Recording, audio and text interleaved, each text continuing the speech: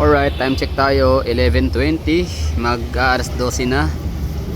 So December 29, ito po yung Davao City, pupuntahan ho natin ngayon. Tingnan natin kung yung mga tao bang namamasyal, tumatambay, at kung yung mga Christmas lights present pa ba siya. Although dito naman sa Pilipinas hanggang January, hanggang February pa nga, no? Minsan nakakita pa rin tayo ng mga Christmas trees and Christmas lights and Christmas decorations.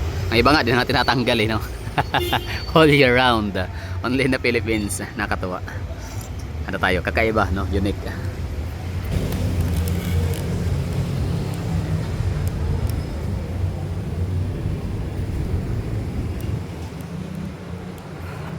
So ito siya ay Ponciano Extension.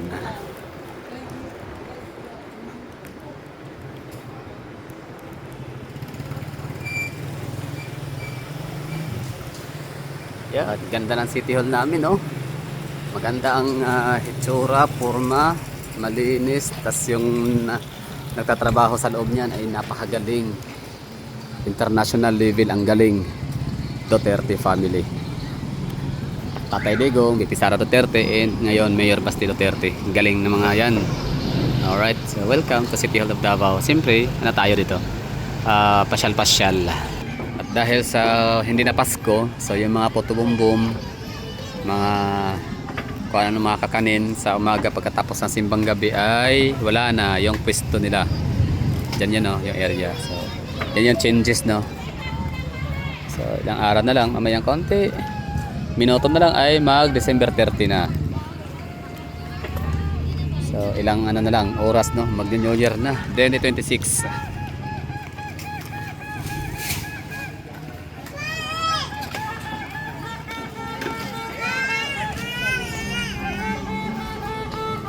So kami dito sa Davao, ang mga ginagawa namin pampaingay kapag ka New Year ay mga turutot lamang, mga pinagpupukpok ng mga sirang takip ng mga kaldero. Ayan, mga turutot, yan yung ano namin dito ginagamit kasi bawal ang mga fireworks, firecrackers. Ganyan kadisiplinado ang mga taga Davao.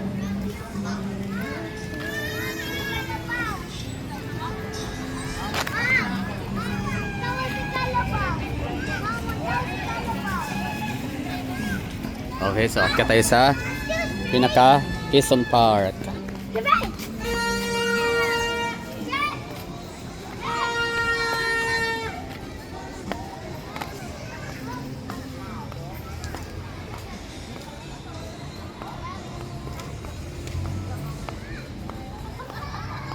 Nice. Hindi na masyado matao kasi gabi na, no? Magto-12 midnight na. Pero sa ibang lugar kasi napuntahan ko naman, marami. Pag gantong oras wala nang tao, sarado na. Ibig sabihin madilim. Pero dito sa City Hall of Davao laging mayroong tao kahit madaling araw na.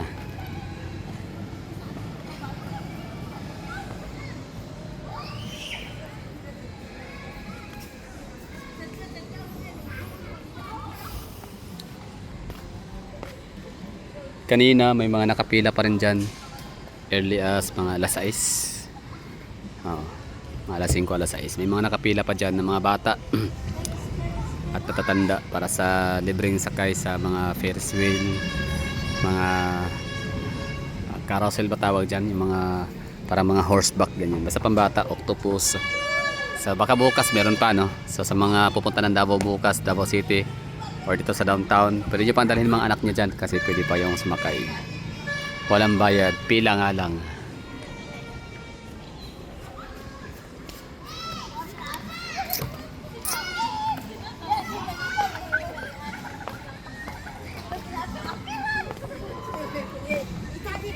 Dito sa Davao, ang mga Davaoenyo, mga tao dito, yung problema lang talaga namin dito, yung yung lang, pang sarili, pang sarili problema, yung hindi na kami namumblema sa takot, kaba, pangamba na kapag mamamasyal kami dito sa downtown, sa Davao, baka merong mandurukot, yung ganon. So ano kami dito, komportable, palagay, at least kami dito na mamamasyal sa syudad. So hindi na namin yan pinoproblema na bagay. Sa ibang lugar kasi ano yan ay issue. Mga gantong oras alas 12, 11:20. Wala ka makikita mga ganyan, mga nanay na may dalang mga infant. Pero dito sa Davao City galing. Kahit ganitong oras may mga batang maliliit pa rin, 'di ba? Ang saya nila. Panigurado sa inyong syudad walang ganyan. Walang mga batang naglalaro. So that's the difference of the city run by the Duterte. Chance talaga na natin sana nung kay Tatay Digong. Ikaso nga lang nagka-pandemic so hindi niya nagawa na talagang pagandahin ang Pilipinas. Saka 6 years lang talaga no.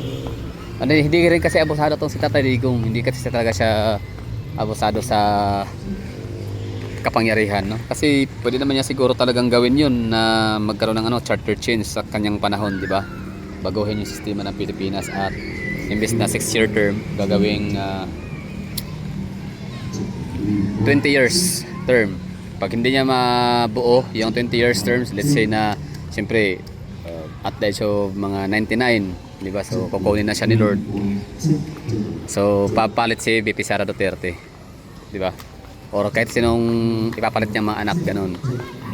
So parang ganung batas sana ang gagawin ni Tatay Digong. 2016, 26. Ilang years ba yun? 70, 80, 90. So 30 years no? Almost 30 years. Wait lang. 2016 sa Tatay Digong na presidente. So 2026, 10 years. 2036, 20 years. O tama, 2036. Ilang taon na ba si Tatay Digong na yan, no? So kung hindi niya matapos yung edad na yon, yung kanyang 20-year term, so di pwede namang ipapalit ang kanyang anak. Parang ganun sana, no? Kung pwede lang sana. O kasi hindi mangyayari yan. Kasi hindi nga abusado yung natin, Tatay Digong. Diba?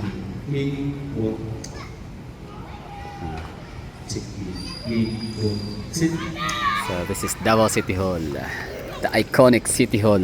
Oy, 2026, ano na to ha? Magsi-century old na itong aming City Hall of Davao.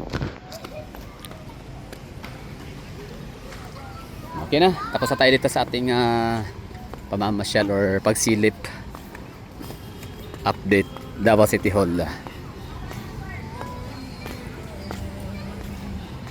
So marami ng mga pinagtatanggal dito ng mga decorations na yan na nga pang Pasko lang kasi yan eh. So yung iba kasi wala nang kilalaman sa New Year kaya tinanggal na. Gaya nga ng puto bumbong doon sa unahan. So since wala nang mga magtitinda or wala nang magsisimba ng madaling araw alas 3 kaya ayan, umalis na sila. Dito may mga pa rin nakapwesto, baka ready na to sa para sa 31 midnight. Parang mabilin style. Kasi speaking of bilin, meron ako kitang bata rito. Yan, galing. Kubo. Tapos meron bata. Galing. Okay na tayo. Merry Christmas, Happy New Year.